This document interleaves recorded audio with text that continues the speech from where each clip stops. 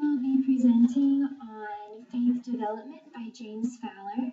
He first developed this theory in 1981, and since then he has been the author of 11 books on the topic from 1978 to 2001.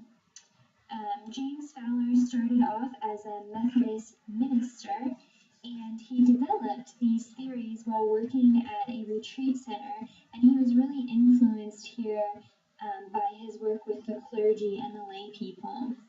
He also was influenced by theories which we've already studied in this class, including Erickson and Kohlberg's work on moral development, along with Piaget's study of intellectual development, and Selman's investigations of social perspectives taking. His definition of faith involves faith is imagination. He also believes that there is a difference between content and structure, and the process can be similar even though the content is different. So that may mean that faiths are different for different people, but the process of how they begin to believe in that faith is the same structure. He also had explained his definition of faith through a three-part triangle, is maybe what you would envision, involving self, others, and your belief system, which involves power and value. The development of faith, as Fowler sees it, is more of a spiral than a linear step-by-step process. It's one where you may come to achieve a certain level and then fall back a little bit, and then maybe go into deeper depths of that level. And not everyone achieves the highest level, everyone achieves different levels, but Fowler didn't see that as a negative aspect of faith development. And then each stage also, as it continues within his faith development, becomes more and more complex. So the stages of faith are pre-stage 1, and then you have stage 1 through stage 6, which have specific names, which we'll talk about here in a second.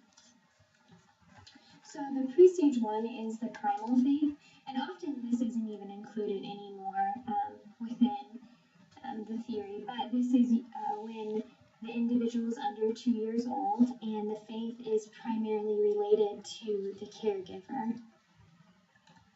Then stage 1, the initiative projective faith, usually happens around 2 years old, and within this phase, the first images of God are constructed, and these are often based on perceptions of feeling and imaginative fantasy. It's also linked to the biological maturation and language acquisition, and within this stage, the individual can't distinguish between reality and fantasy. Next, in stage 2, is the mythic and literal faith, and this usually takes place in early and elementary, and this is you accept narratives from the family, but you're not necessarily able to reflect on them. You don't have that depth of cognitive ability yet. And so this also means that you can't connect events into meaningful patterns yet. Or you're beginning to connect events into meaningful patterns within this stage, but it hasn't reached a level of reflection, in which we will see in stage 3, which is the synthetic and conventional faith. And usually this happens during early adolescence, and during this time, the individual is able to think more abstractly, and they integrate ideas from many sources, and these sources can include media, peers, school, family, and so your faith within the synthetic conventional faith is beginning to become more meaningful, but you're still not necessarily able to consider it critically. You're more concerned with the social relationships that are surrounding that. So the external validation is still necessary to affirm one's decisions. And I think the book even gives an example of an individual who is beginning to learn more about their faith, but it's still so connected to the outer community of people, and she really needs that to validate her faith. But that changes in stage 4, the individuative reflective faith, and this can usually happen in young adulthood. And this is when your system of beliefs and values and commitments becomes a coherent and explicit meaning-making system.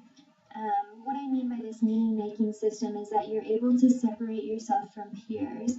Your faith is self-authored, and you're able to experience an autonomy within your faith.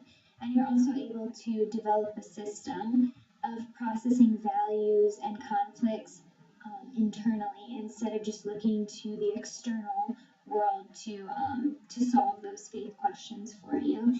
And it really is kind of in connection with finding your own identity, which we have talked a lot about in other theories. And so you can kind of see how Fowler's theory really does relate a lot to the moral cognitive stage and developing one's own identity.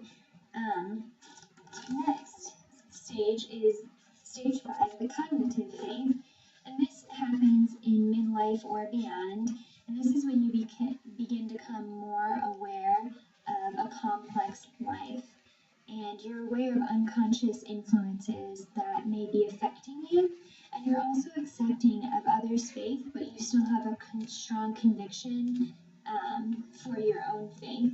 So this is really the highest level that most people attain to within Fowler's stages of faith, and it's multiple and multi-layered meanings, and kind of the definition to understand this is that you seek understanding rather than explanation, and you have an openness and mutuality with those in your life.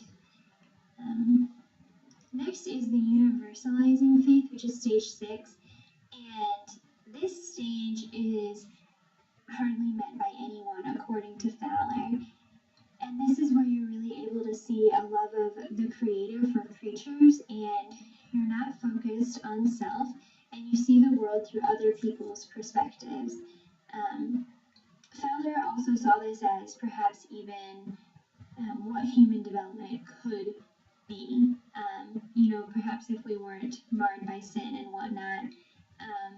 So stage 5 usually is the natural end of progression, and there's not much support that this stage does in fact exist, but he claims that people like Gandhi and Martin Luther King and Mother Teresa reached this stage of universalizing faith. Fowler also talked about transition times between the stages and how a dissonance will take place, and in this dissonance you're having other challenges kind of meeting your faith, and all of a sudden you realize that that stage that you're in isn't able to answer the questions that you have, or isn't providing enough depth for you. And so as you begin to come into the next stage, it really is a time of doubt and a time of newness, and it can be a tough transition time, and the transition can even last for a year or two, depending upon the individual. So within that, there's endings, which is when you're getting ready to go into the next stage, and within that is disengagement, disidentification, disenchantment, and disorientation. And so that pushes you into the neutral zone, which is a time out of the ordinary time where you're just kind of stuck in between these stages.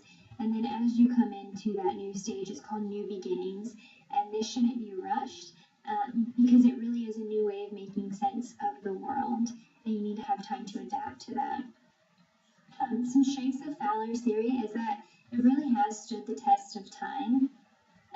His early stages are definitely supported by research, and others have validated his research.